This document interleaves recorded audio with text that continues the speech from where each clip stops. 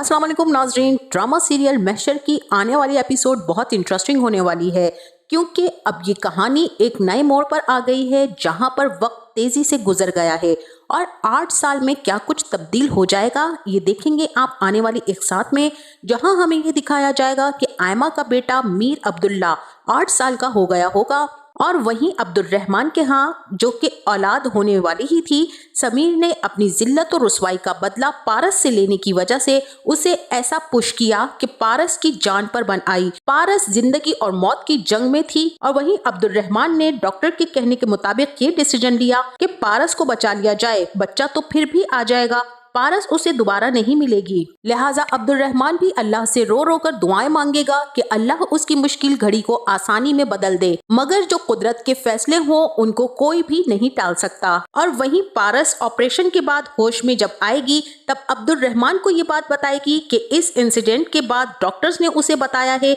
कि वो अब मां नहीं बन सकेगी। लेकिन सवाल यहाँ पर यह पैदा होता है कि फिर पारस के पास बैठी बच्ची कौन होगी।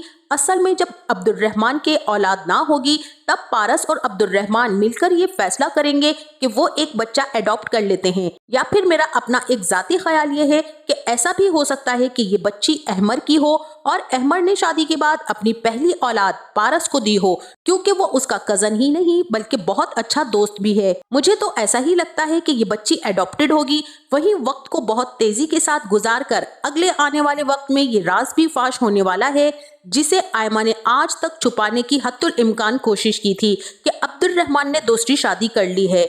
यहाँ आयमा की भी मुझे कुछ समझ नहीं आती है कि इस कदर अनापरस्ती भी औरत को जेब नहीं देती कि वो अपनी औलाद की खुशखबरी शौहर को ना बताए या फिर उसे इस काबिल ही ना समझे, क्योंकि आयमा ने सारी जिंदगी अब्दुल रहमान को नीचा दिखाने की कोशिश की थी, कभी भी उसको खुद से बढ़कर नहीं समझा। फिर मोहब्बत जैसे जज्बात दिल में रखने के बावजूद उसका इजहार भी नहीं किया। लाख सही कि अब्दुल रहमान को गिल्ट था, लेकिन किसी का अपनी गलतियों पर एतराफ उसको झुका देता है। आयमा ने तो अब्दुल रहमान को इस काबिल भी ना समझा कि वो उसकी गलती को माफ कर सके। अकेले तनहा जिंदगी की जंग अकेली औरत के बस की बात नहीं होती है। एक औरत को खास तौर पर हमारे मुआशरे में हर दौर में एक मर्द का सहारा जरूरी होता है, चाहे वो बाप की सूरत में हो, भाई की सूरत में, शौहर की सूरत में या फिर औलाद की सूरत में हो। आयमा के यहाँ औलाद तो हो गई, अब वो उससे अपने बाप का पूछेगी तो आयमा क्या जवाब देगी? वो यही कहेगी कि तुम्हारे बाबा बाहर हैं और वो कभी वापस नहीं आ सकेंगे। अब वही मानी भी फेसबुक पर अपने दोस्त आसिम की प्रोफाइल चेक कर रहा होगा, तभी उसकी नजर अब्दुल रहमान की तस्वीर पर पड़ेगी और मानी अब्दुल रहमान की प्रोफाइल पर जाकर देखेगा तो दंग रह जाएगा कि वो एक औरत के साथ और एक बच्ची के साथ हंसी खुशी जिंदगी एंजॉय कर रहा है। मीर अब्दुल गफ्फार और नफीसा बेगम के इंतकाल के बाद अब्दुल रहमान जब चला गया था, बल्कि आयमा ने ही जबरदस्ती उसे भेज दिया था, उसके बाद भी अब्दुल रहमान ने कई कॉल्स की आयमा को, लेकिन आयमा ने ये कहकर बात खत्म कर दी थी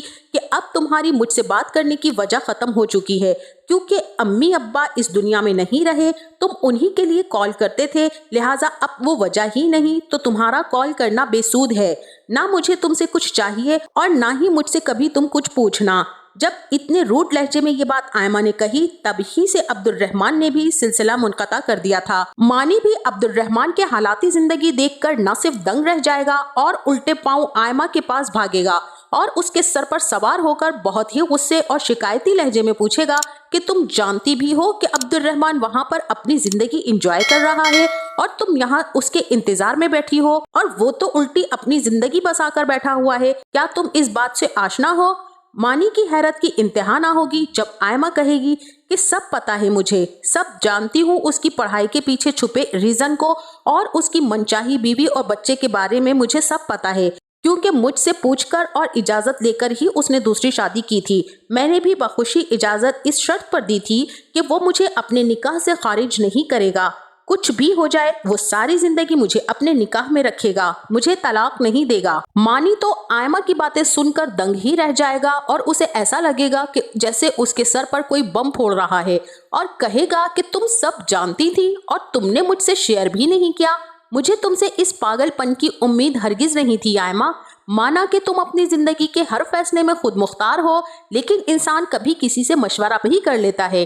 अगर तुम मुझे ये सब वक्त पर बता देती तो शायद आज हालात कुछ और होते। तुम वाकई पागलपन में हद से गुजर गई हो। तब आयमा कहेगी कि वो मोहब्बत ही क्या जो अकल से बेगाना ना हो। पहले शायद उसको खुद से दूर कर लेना मेरे लिए आसान था, लेकिन शादी और निकाह जैसे बंधन के बाद मैं अब्दुल रहमान की न सिर्फ बीवी बनी बल्कि मुझे उससे मोहब्बत हो गई। ऐसी मोहब्बत जो मुझे उसे टूट कर चाहने पर मजबूर कर दे।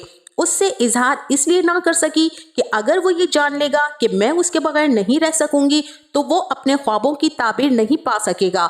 वो जाना चाहता था, मैं उसे रोक ना सकी और ना ही इजहार कर सकी। सोचा था कि वापस आएगा, लेकिन उसके जाने के बाद एहसास हुआ कि वो बदल गया है, वो अब कभी नहीं आएगा। अब मानी भी आयमा की बातों को नजरअंदाज करते हुए खुद अब्दुल रहमान से राब्ता करेगा और कहेगा कि तुम मुझसे शेयर करते कि तुम्हारे और आयमा के दरमियान क्या सीन चल रहा है, मगर तुमने बहुत गलत किया अब्दुल रहमान, तुम्हें ऐसा नहीं करना चाहिए था। अब्दुल रहमान मानी के दिली जज्बात को समझ जाएगा और तभी आयमा को कॉल करेगा और कहेगा कि वक्त गुजरने का पता ही नहीं चला, इतने साल गुजर गए, अब तुम भी अपने लिए कोई फैसला करो आयमा और आगे बढ़ जाओ और इस बेकार के रिश्ते से जान छुड़ाओ। जब मैं अपनी मर्जी की जिंदगी जी रहा हूँ तो तुम्हें भी पूरा हक है कि तुम अपनी मर्जी की जिंदगी जियो, क्योंकि जिंदगी की खुशियों पर तुम्हारा भी हक है। यूं मुझे मजीद उलझन में ना डालो कि मैंने तुम्हारे साथ कुछ बुरा किया है। आयमा जवाब देगी कि तुमने जैसा चाहा अपना हक हासिल कर लिया, अब मुझे एक अच्छी बेटी होने का फर्ज निभाने दो। अब इसी के साथ जब उनकी बातचीत खत्म होगी तब आयमा अब्दुल रहमान को याद करते करते सो जाएगी और उसे ख्वाब में अब्दुल रहमान आएगा और कहेगा कि अम्मा अब्बा के जाने के बाद तुम सिर्फ और सिर्फ मेरी जिम्मेदारी हो आयमा, तुम चाहो तो मैं रह भी सकता हूँ।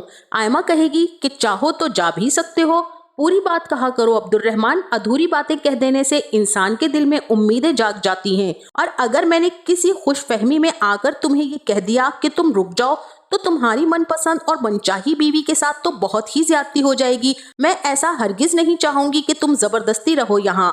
जिसका दिल रागिब होता है वो पूछता नहीं है, खुद अपने दिल और चाहत से फैसला करता है। तुम्हें रुकने के लिए मेरी इजाजत की जरूरत नहीं थी, मगर तुम तो दो कश्तियों के सवार हो, तुम फैसला क्या करते। अब आयमा की जैसे ही आंख खुलेगी वो घुटन सी महसूस करेगी और उसकी तबीयत खराब होने लगेगी।